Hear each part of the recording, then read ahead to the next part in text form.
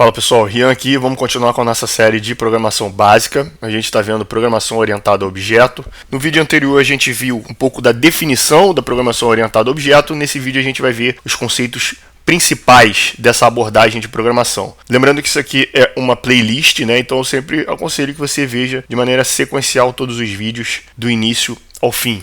Bom, então como a gente viu na definição, no vídeo anterior, a gente viu que a abordagem da programação orientada a objeto, ela se define por você identificar dentro do contexto do seu problema de negócio, ou seja, no contexto ali que você está tentando buscar uma solução, e esses objetos eles têm características, né? A partir da sua definição e as suas características, esses objetos vão interagir determinando o comportamento do seu programa. Porém, quando a gente identifica esses objetos, a gente não faz isso de maneira individualizada, você não identifica objetos individualizados. A gente pode ter o exemplo, por exemplo, de um problema de negócio para gerenciar uma biblioteca. Então, no gerenciamento de uma biblioteca, você vai fazer o empréstimo dos livros. Certamente, livro pode ser um objeto do seu contexto de problema. Porém, você não vai pensar num livro especificamente, no livro que você leu na 5ª série. Você vai pensar em modelos, ou seja, modelos abstratos, genéricos, que podem agrupar uma série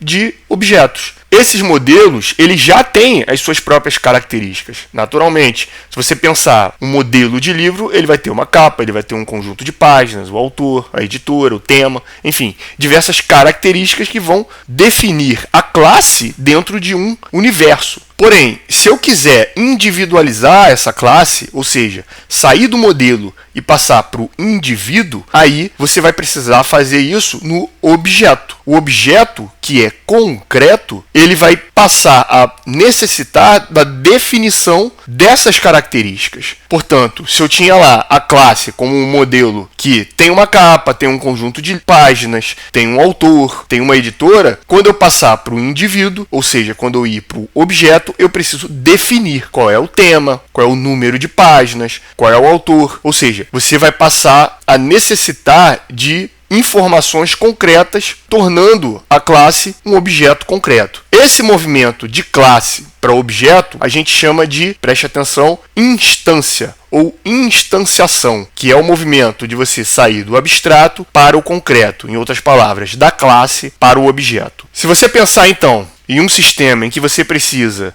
definir o objeto cachorro, você vai pensar no seu sistema, ele vai representar uma classe cachorro. O cachorro tem um modelo, ele tem 4 patas, um focinho, um rabo, ele late, ele corre, ele anda. Então, esse representa um modelo que pode representar qualquer cachorro em geral. Mas, na medida em que eu for instanciar, ou seja, na medida que eu for definir um indivíduo, aí sim eu vou precisar estabelecer aquilo que o define, seus atributos, ou seja, seu nome, sua pelagem, seu peso, sua altura. Agora perceba, as características de nome, pelagem, peso, altura vão precisar ser definidos. Quer dizer, o Rex aqui tem algumas características que o Átila não vai ter quando eu fizer essa instanciação. Porém, o comportamento, ou seja, o cachorro late. Eu preciso definir novamente que o Rex late quando eu for instanciá-lo? Não necessariamente, né? Porque na verdade ele representa a instância de uma classe. E como todos eles representam objetos dessa mesma classe, eu não preciso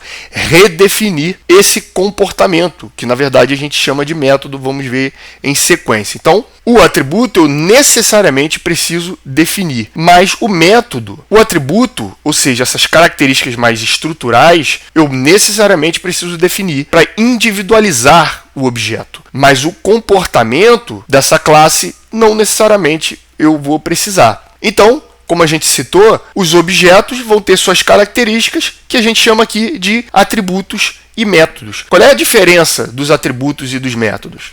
É que os atributos eles se referem às características mais estruturais, é aquilo que define o objeto. Quando eu for definir o objeto, ou seja, fazer a instanciação, esse atributo vai precisar receber um valor. Portanto, ele vai guardar um valor dentro do objeto para representar a natureza do mesmo. É claro que o atributo é estrutural, mas ele não é estático. Ele pode ser naturalmente alterado. E normalmente vai ser alterado por um método, porque o método representa exatamente o comportamento. E ele vai definir as ações dos objetos. Ele vai definir como esse objeto se comporta. Então perceba, é o método que vai definir o comportamento do meu sistema orientado ao objeto. Então, o objeto tem características. Ele tem atributos e métodos. Atributos são mais estruturais, representam um valor, e os métodos são comportamentais, representam uma função, uma ação, a alteração do seu contexto.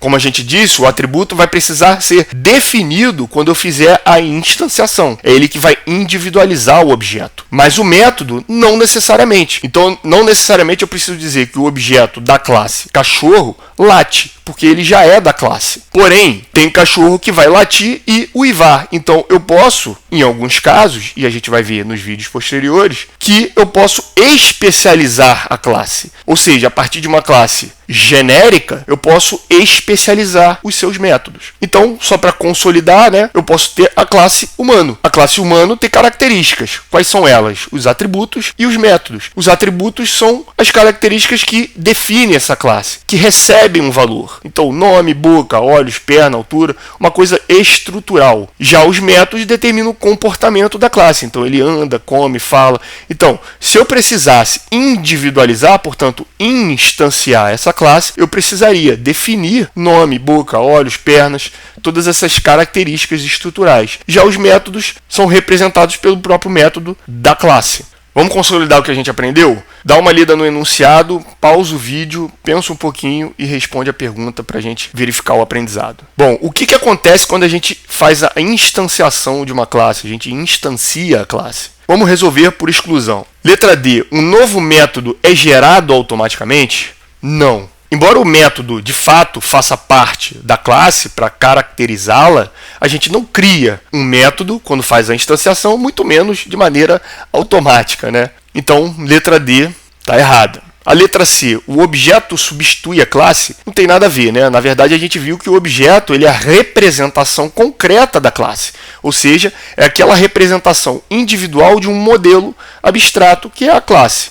Então, letra C também não está correta. Letra B, a classe se torna um método? Também, esse talvez é o mais errado, A gente sabe que a classe, ela tem características que podem ser atributos, como a gente viu, e os métodos. A classe não vai se tornar um método. No máximo, ela pode ser instanciada. E é essa definição que a gente está buscando. E como a B está errada, só pode ser a letra A. Então, o que acontece ao instanciar uma classe é que um novo objeto é criado com base no modelo da classe. É exatamente isso. A letra A é a que está correta. Um novo objeto é criado fazendo a instanciação, a concretização daqueles atributos a partir de um modelo de classe. Por último aí, novamente, pause e faça o complete. Então, os tracinhos armazenam dados dentro de um objeto, enquanto os define o comportamento desse objeto. Bom, o objeto a gente sabe que tem características, não é isso? Quais são as características que armazenam dados desse objeto?